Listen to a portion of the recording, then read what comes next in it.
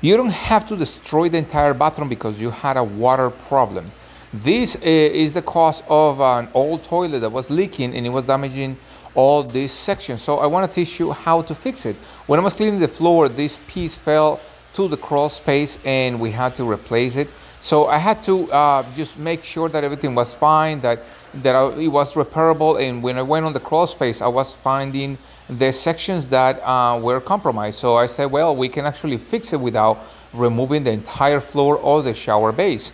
So what we need to do right now is work with a grinder. This one has a diamond coated disc, and I'm using a grinder, goggles to protect my face, and a mask so I don't actually breathe all these things. So it's important to use a vacuum the way I'm using it right now. So I'm cutting through the grout joints so I can actually remove the tile. That section was really soft, and once we removed that, we were able to actually take the tiles out without many issues.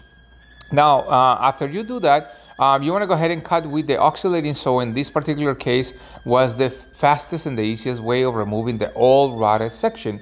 Now you have to remember that you're going to be able to have all the supports ready right at the joints. So for this I have a solution.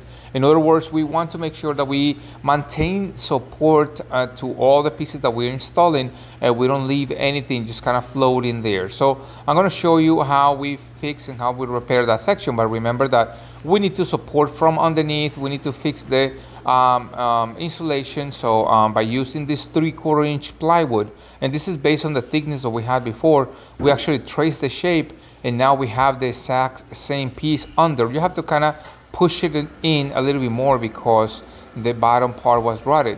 Now I have these sections that we cut to reinforce from underneath, and I'm going to show you in a moment.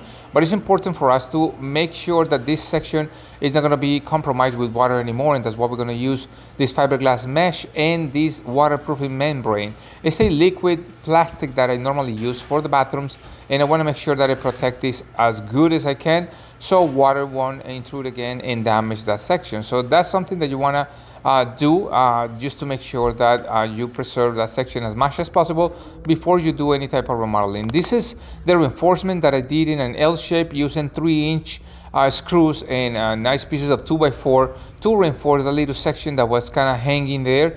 And now right under the biggest part, this you can actually see the angle of the shower.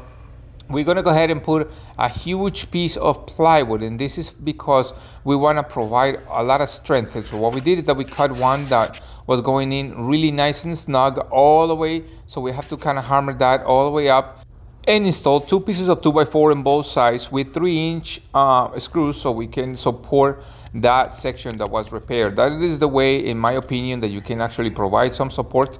And on the other side, on the right side, we actually did the same thing. We put the L-shaped support for that 2-3-inch section that was cut over there, and we want to make sure that we continue some support on those areas, right? So that is an important part to do. Now once that is finished, and the waterproofing membrane is nice and dry, we use this rapid set tile motor, and the reason is that we want to make sure that it goes all the way in. We actually scratch this on the bottom, clean it up really well, and install them back again, put a little bit of grout, and look how nice it looks back again. Now I hope this video will help you to understand how you can do it. Please subscribe to my channel, follow it, and I have a lot of more information that will help you. I'll see you in the next one. Bye bye.